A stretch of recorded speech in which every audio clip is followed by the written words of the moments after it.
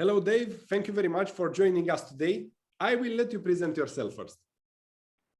Thank you for having me, Alexandru. As some might know, I am the CEO of ZBX crypto exchange, which we have put at the back. I've been in finance for over like 18, 19 years right now, in various shapes and forms. And I'm happy today to be speaking about money, or especially the evolution of money, which is past, present, and the future as well. There's so much to cover within this topic, and we'll try to keep it down to 15, 20 minutes max. So obviously most things are going to be summarized, and we'll have to skip through a lot of important stuff, but at least it gives the idea of money itself. Thank you very much. Do you think technology will change the global economy? I think it's easier for our audience to understand when money comes from them, to be able to understand what is the power that technology can have to shape our future, and also starting from the present as well. And if we can summarize it so, with regards to the history and evolution of money, we can briefly summarize it into 6 stages. One is the barter system. Second, we go to commodities. Then we go to metals, paper money, plastic money, and also cryptocurrency, which is the future as well. The power of technology, obviously, it's something that can change the lives of not just cryptocurrency, but many things. But especially in the case of payments and money itself, we're going to understand the possibilities of it. We cannot explore everything that the technology can do, because we don't even know what the technology is capable of, because it's always evolving. But at least we try to understand what the possibilities are as well. If it's okay with you, we can start also with the past, to understand where money came from in the first place. Yes, this is my proposal. Please introduce us in your world, because it's your world. You spend a lot of years in this industry, and make us understand. And start from the past, please. So let's go with the first ever use case of money, which is the barter system. The barter system has been in place for tens of thousands of years. The reason why this is so, because humans are not self-sufficient. You could be a fisherman, you could be a farmer, you could do any sort of skill, but you cannot do everything in life. So the need for reliance on others has been throughout ages.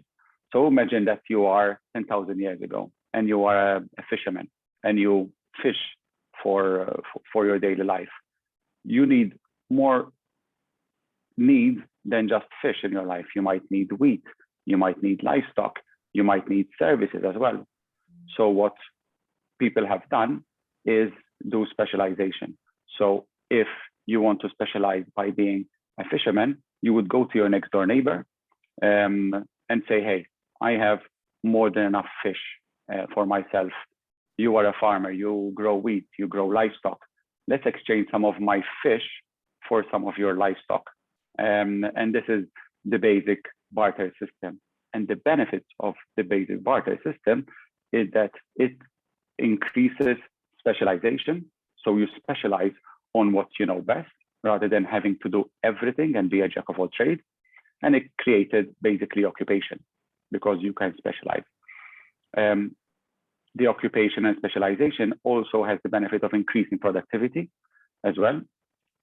But it also has its limitations as well. If I have a certain amount of fish, there is not an exact ratio that we can base upon. If you are going to give me, say, your goat. So the exchange ratio is going to be calculated every time. It's not like modern times as well.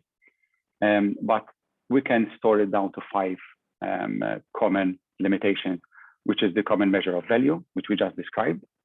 The coincidence of wants. I might have a lot of fish, but you might not want fish.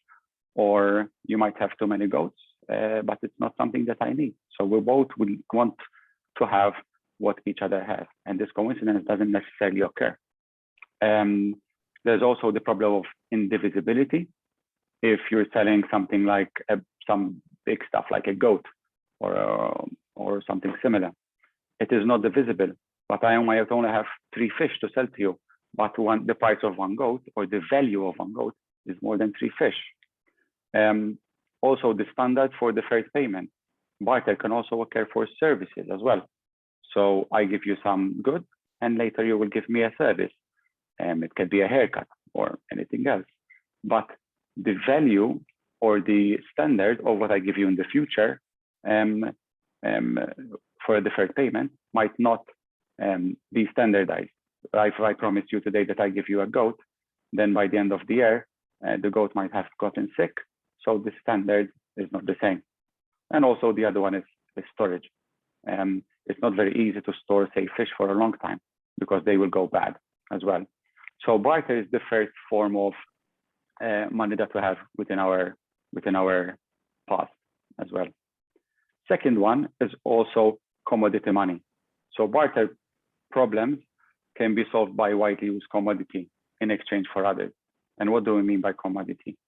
So instead of having to have my own produce, which is fish, cattle, livestock, so on and so forth, we can find a medium of exchange that is widely recognized and widely needed as well. So for example, one of the mostly common used examples is the salt. In the Roman times, salt was used because it is non-perishable. It doesn't really go bad very quickly or at all if stored properly. It was limited because back in the days, it used to be very labor intensive to get salt. And it was also widely consumed.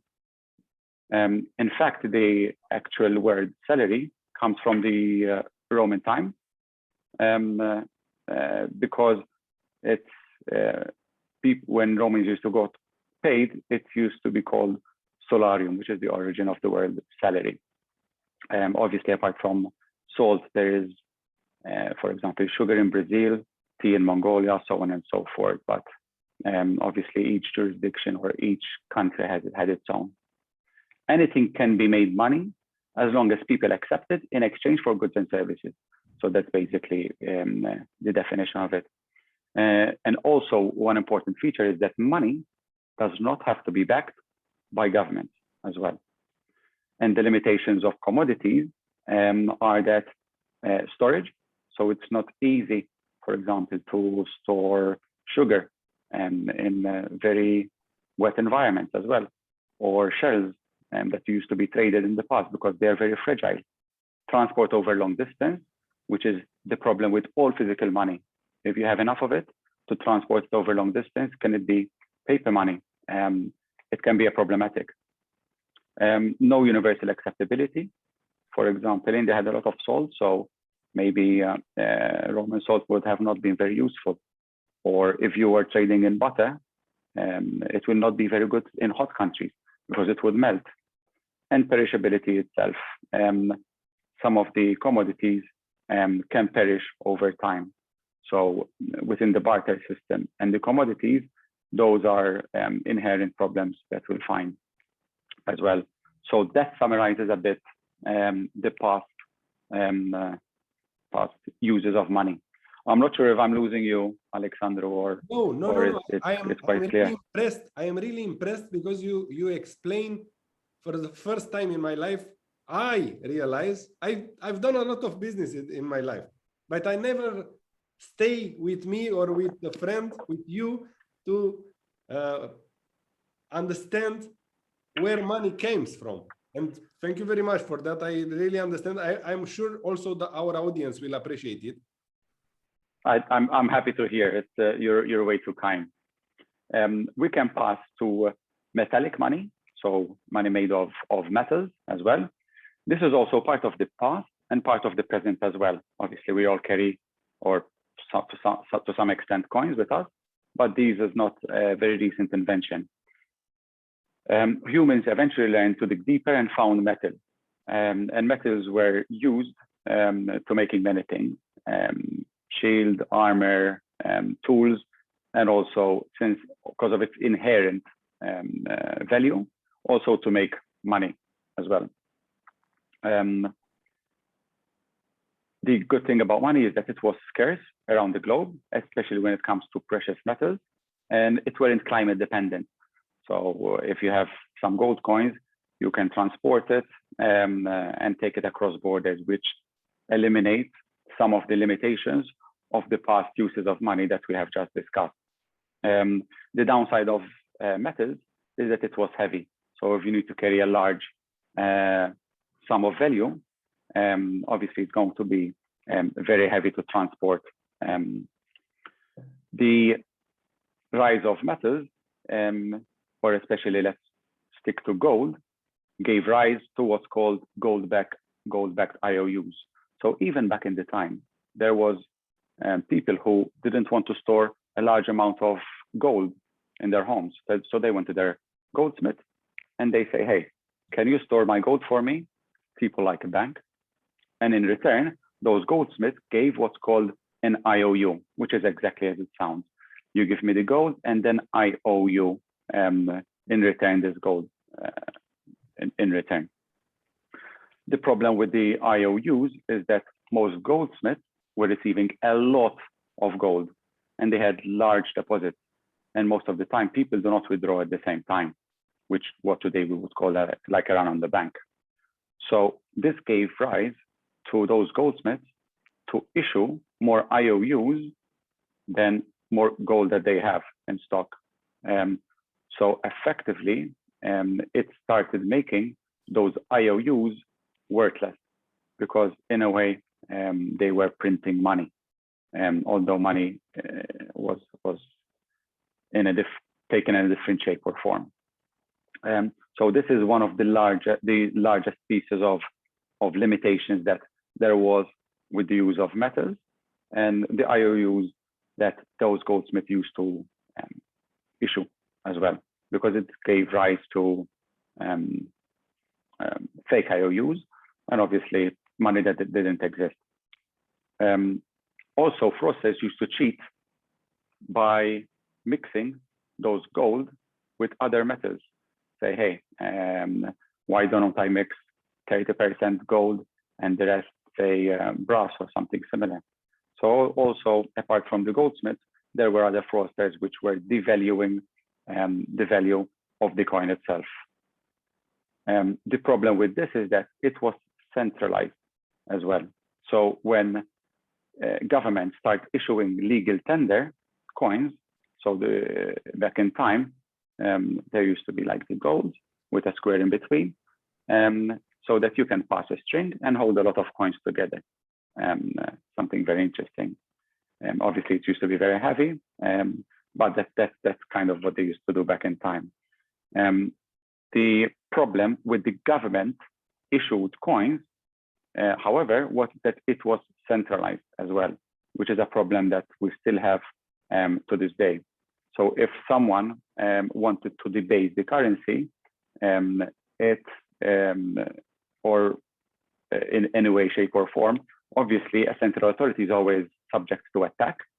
And when countries back in the day used to go to war and used to finance those wars, they used to print and debase their own currency so they can play the soldiers and fund the war as well. And this is something that we cannot go into too much detail, but that happens also to this day in a different shape and form. And this leads to us to paper money, which is a subset of what we're speaking about. Funnily enough, paper money was invented by the Chinese. Rich merchants found it very difficult to transport physical coins. So IOUs and paper money were being printed by the government with a big disclaimer on it that if those are faked, it would be punishable by that as well. So Chinese have invented the first paper money and they stopped using it somewhere around 1500 as well. And then obviously, they started using it again back in time. The problem with paper money is because was that the government printed too much of it. So the problem with it is that obviously government was printing money, which it would not be able to back. So then inflation comes about, or hyperinflation in its case, and the valuing of the currency itself.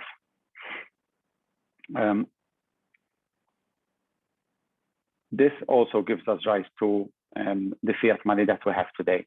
But we will not get into the details of the fiat money itself because it's a subset of what we just discussed. The next point is plastic money as well. Plastic money is a very, very recent invention in this case, because storing all those paper notes, although you can store quite a bit of value, can be a bit risky because someone can come into your home, steal your funds, or sometimes if you need to carry very large sums, you're going to have to carry a lot of money on you, which is not very good. So plastic money was invented. When we talk about plastic money, we're talking about your Visa, your MasterCard, ATM issued cards, accounts, yeah. So on and so forth. Correct. Any representation of value where you don't have to carry the value itself on your person as well. It solves a lot of the issues when it comes to the limitations that we discussed in the past, but also we have inherent issues with plastic money as well, which we will discuss.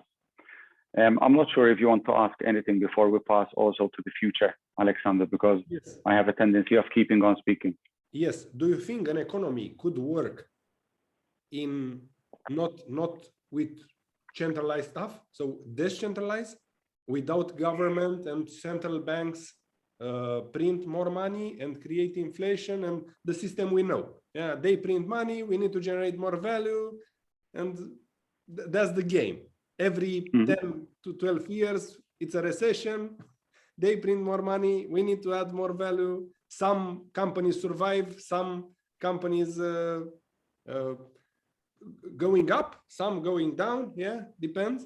But sure. Do you think could work a decentralized, totally decentralized economy could work?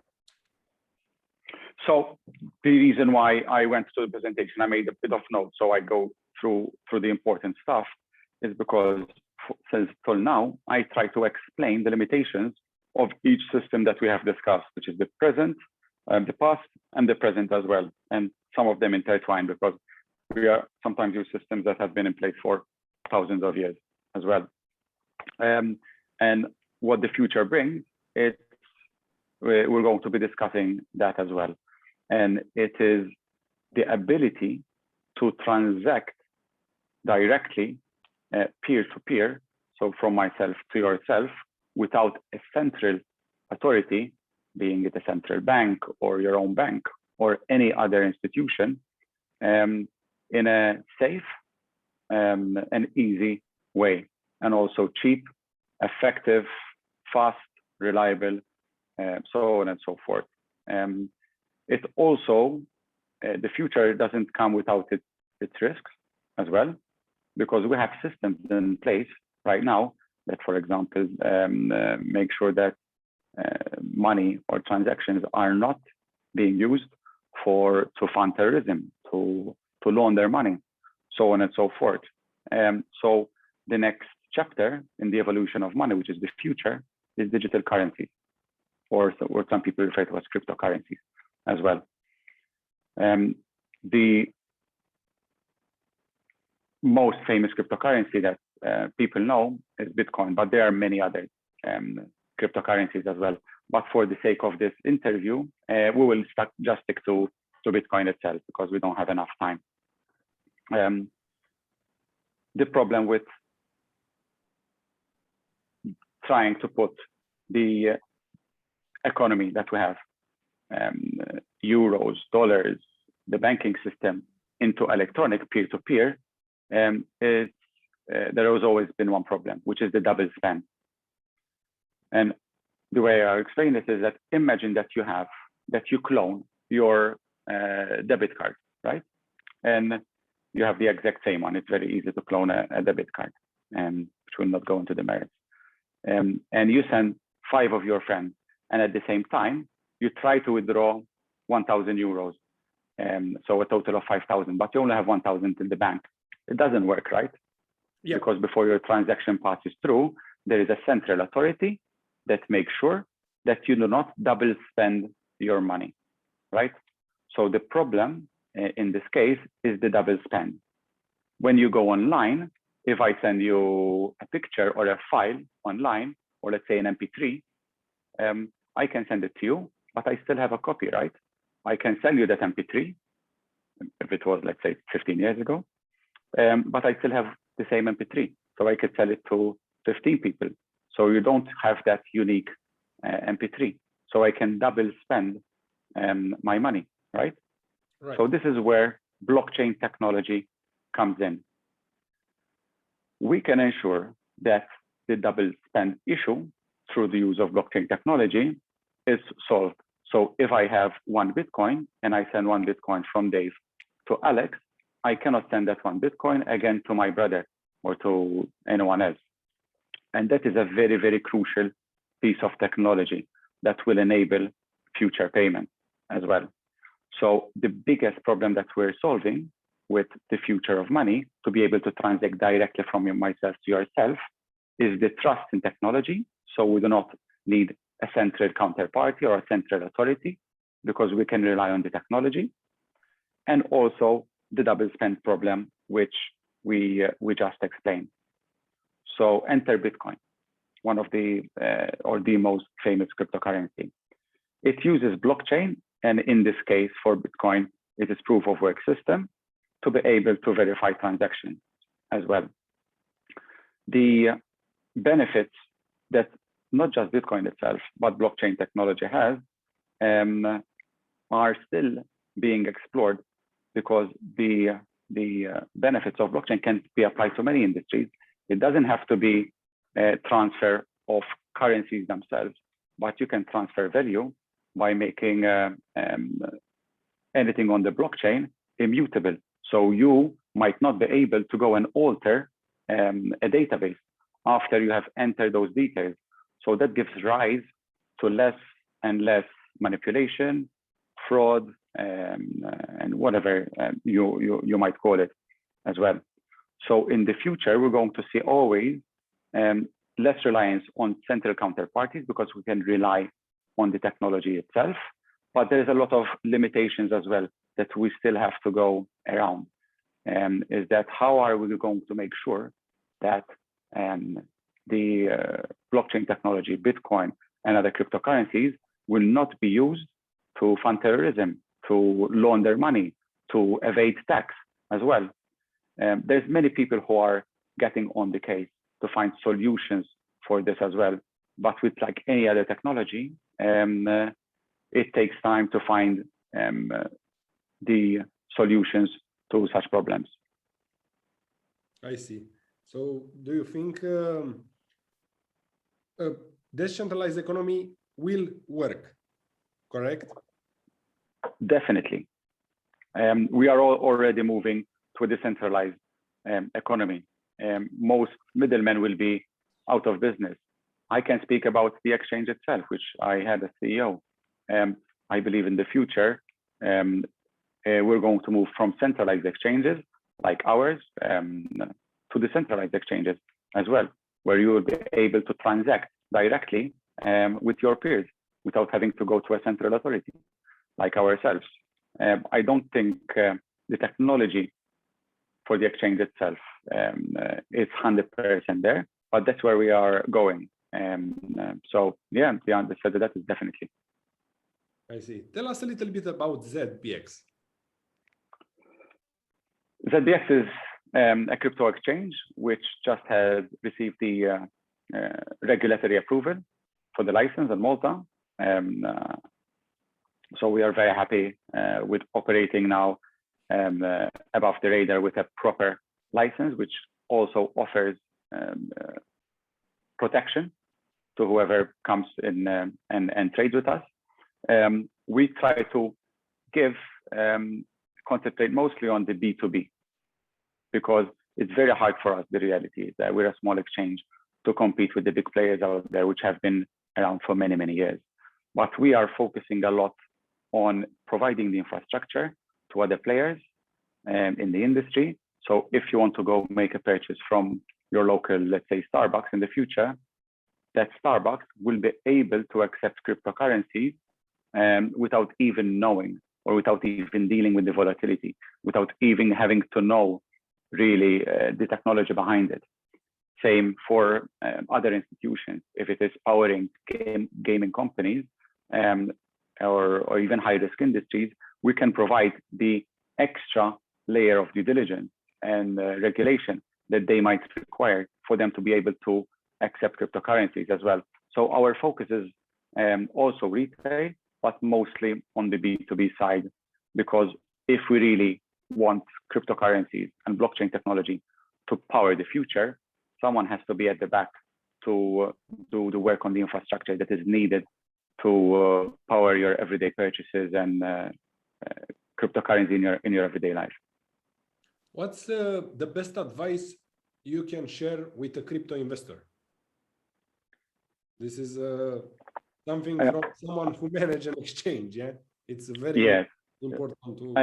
What's the advice? So I would speak more from the trader perspective, because obviously I traded for many years. One is since it is mostly right now cryptocurrencies speculative investment and not used in the daily lives, only invest money that you can afford to lose. So if you have 10,000 euros in your bank account and after you spend that you go broke, I wouldn't suggest to invest in anything substantial, because obviously cryptocurrency trading is volatile and you could lose your shirt in there. Another important point is to do your own research. You can go online and many people will tell you, buy this, buy that, this coin will skyrocket. But then at the end of the day, you are the one responsible for your money. So if your money ends up going from 100 to 0, you are the one to blame for making the wrong decisions. So always, yes, listen to others, verify the claims that people make, and do your own research as well. And with many other investments, which is not really something that is just valuable for cryptocurrencies, spread your risk. Do not put all your eggs in one basket. And always stick to something that at least you can wrap your head around and understand. If something you cannot really understand it means that you want to get in it because of the hype. So do your own research, and the most important thing is education. So do not go in the cryptocurrencies for the wrong reason. Educate yourself, go online, read, maybe go do some courses if need be. And once you have enough information, by any means, get into the industry. It's fantastic. Do you think we will have an economy without inflation? Like inflation, it's very hard to say what will happen in the future. I can tell you what's happening right now around the world. Previously, we had a lot of times where we had inflation. Then there was even periods of also deflation as well, which happened in Japan quite some time back as well. But I think at the moment, where the world is heading is that governments are spending more money than their economy is generating. Governments are printing a lot of money. And this is one of the biggest reasons why cryptocurrencies are getting more and more mainstream as well. If you take, for example, Bitcoin, it is limited to a certain amount of Bitcoin that are going to ever be minted.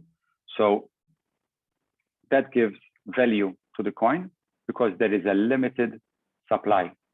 With regards to, say, for example, the US dollar, the government is always, and it applies also to other governments, printing more and more money. So they are devaluing their currency. So within the short run, I think we're going to experience a lot of inflation in many countries around the world. With regards to the future, we don't know what the future holds. I'm not sure what amount of uptake cryptocurrencies will take. But if we move towards a more decentralized economy, then in the future, we're going to have less inflation than what we have today. Okay. I want to tell you that it was very hard to do a podcast with a very good friend. More emotion. I really listen to the discussion. I really learn a lot. I'm 100% sure that our audience will learn a lot. They need to, this is not a normal podcast with energy, with blah, blah, blah, normal, how I normally do the podcast. This is a very economical, educational podcast. What you want to do? Sorry, Don't worry. I'm sorry, I had to reject the call. Don't worry. So it was a fantastic discussion about economy, about the past, the present, and the future. But to be honest with you, it was very, very hard for me to do this podcast. More emotion than in a normal podcast I have. Yes, I mean, I'll for me it's the same. I'm very happy to be able to speak with someone who I respect within the industry, and someone who I can call my friend as well. And I'm sorry for going sometimes a bit into detail and sometimes skipping through things. That's why I had to write a few notes. But this is a subject that can take 3-4 hours if we get into details. But at least we can give our viewers a bit of an overview of money. If we will have a very good feedback and they want more info, are you able for a new podcast in the future? Of course, I'm available. It's whenever Alexandros Stan asks, you don't say no. I will put this. You know, we are moving to the new office. Please give me the permission to put this code on our new office on the wall. When Alexandros Stan asks something, you never say no. Go ahead, suit yourself. Thank you very much, brother. I wish you a fantastic day. Thank you, buddy. Bye now.